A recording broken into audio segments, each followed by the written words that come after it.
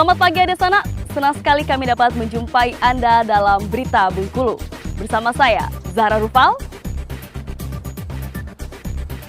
Tim redaksi kami telah menyiapkan berita menarik dan teraktual untuk Anda. Berikut 3 informasi pilihan utama hari ini.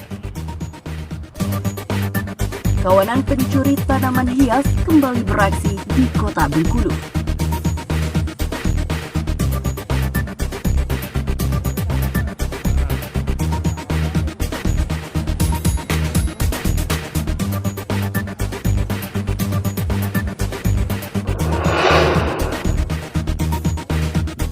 Puluhan hektar sawah di Kota Bengkulu diserang hama keong.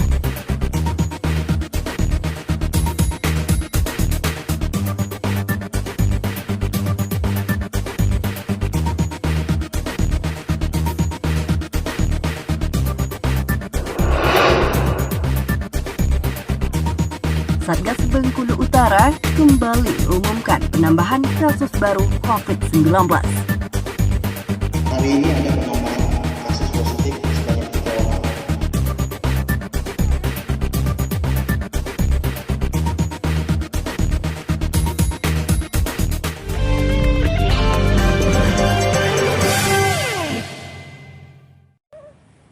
Pencurian bunga hias di Kota Bengkulu kembali menimpa depot penjualan bunga di Kelurahan Penurunan, Kecamatan Ratu Sambat. Tanaman hias milik Sabirin jenis keladi, kaladium, dan jenis aglonema hilang dibawa kabur pencuri. Menurut Sabirin, pencuri tersebut masuk dengan cara membobol pintu pondok, lalu menggasak tanaman hias sebanyak 48 pot yang berada di dalam pondok. Ya, pelakunya yang pertama jelas mogol lewat sini kan. Memang tempat kita waktu itu malam kan kita nggak tidur di sini. Biasanya kan tidur di sini karena hujan kan. Di rumah juga waktu itu kebanjiran, nggak sempat ke sini kita. Ya tahu-taunya pagi, 6:30 pagi kita ke sini.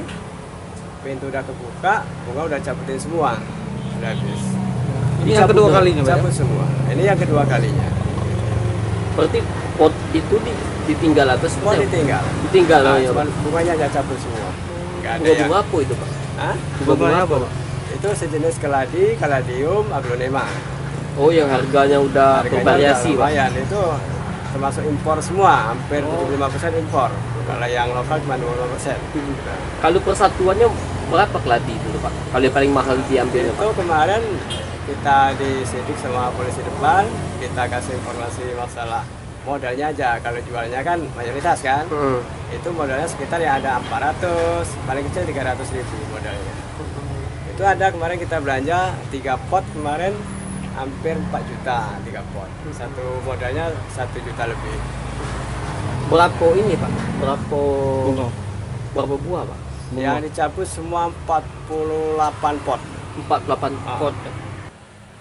Akibat kejadian ini, Sabirin mengaku merugi sekitar 40 juta rupiah. Untuk memberi efek jera terhadap pelaku, kasus ini sudah ia laporkan ke Mapolsek Ratu Sambat untuk ditindaklanjuti. Tim Liputan melaporkan dari Kota Bengkulu.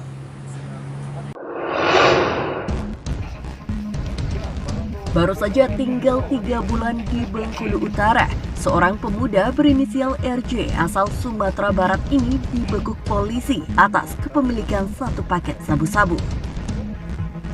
Ulah pelaku RJ ini terendus polisi bermula dari laporan masyarakat bahwa akan ada transaksi narkoba di wilayah Kota Argamakmur.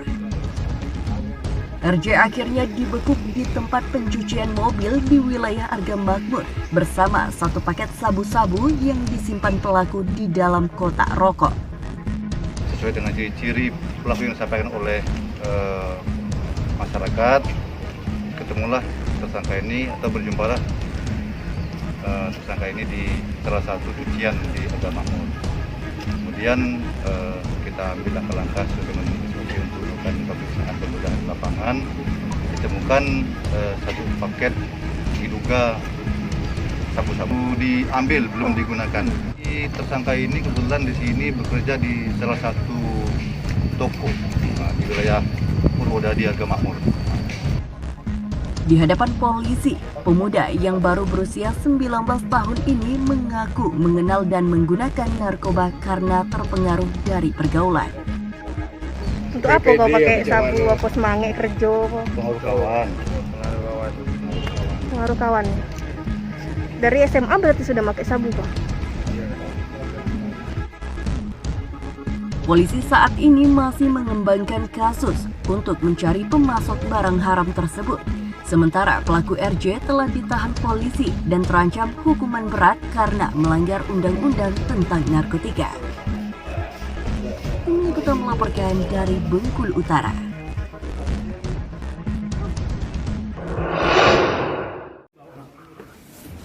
Pelimpahan berkas perkara dugaan korupsi pemeliharaan kendaraan dinas di tubuh Sekretariat Dewan Seluma tahun 2017 lalu kini sudah masuk tahap kedua. Berkas perkara beserta tersangka mantan Sekwan Seluma Edi Supriyadi langsung dilimpahkan ke Kejaksaan Negeri Seluma. Sebelumnya, berkas perkara dugaan korupsi ini sempat dikembalikan oleh Jaksa Penuntut Umum karena dianggap belum lengkap. Kita sudah berkoordinasi dengan jaksa yang ada di Kejaksaan Tinggi untuk tersangka dan barang bukti untuk hari ini lagi sedang dilaksanakan untuk pelimpahan tahap kedua seperti itu. Pelimpahannya ke kejaksaan? Ke Kejaksaan Tinggi, nanti dari Kejaksaan Tinggi ada tim dari Kajari Seluma yang datang ke sana juga. Gitu. Ini ditahan nggak, Bang? Kalau di kami sebenarnya memang tidak ditahan, tapi untuk dari Kejaksaan kita limpahkan kewenangannya di mereka, apakah ditahan atau tidak. Mantan Sekwan DPRD Kabupaten Seluma Edi Supriyadi ditetapkan tersangka atas dugaan korupsi pemeliharaan kendaraan dinas pada tahun 2017 dengan kerugian negara ratusan juta rupiah. Tim Liputan melaporkan dari kota Bengkulu.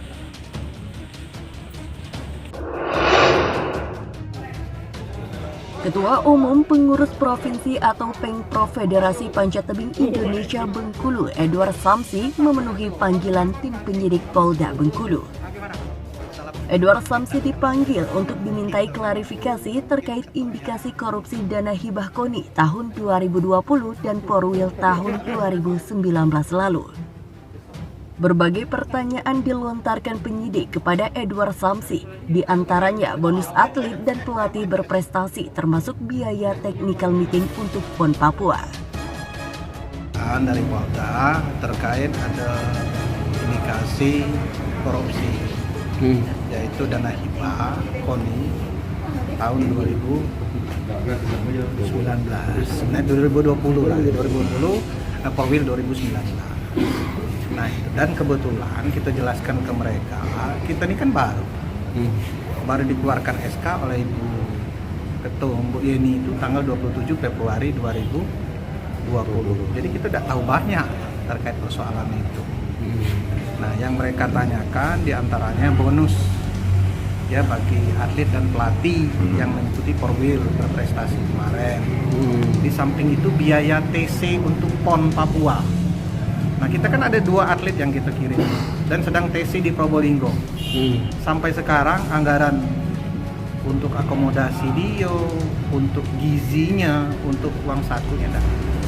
Berapa yang terjadi, Bang? Nah kita pernah mengajukan, cuman tidak dicairkan. Saat ini penyidik Polda Bengkulu terus mengumpulkan bukti, keterangan dan data atas dugaan penyimpangan dana hibah KONI, termasuk pemanggilan sejumlah saksi. Tim Liputan melaporkan dari kota Bengkulu.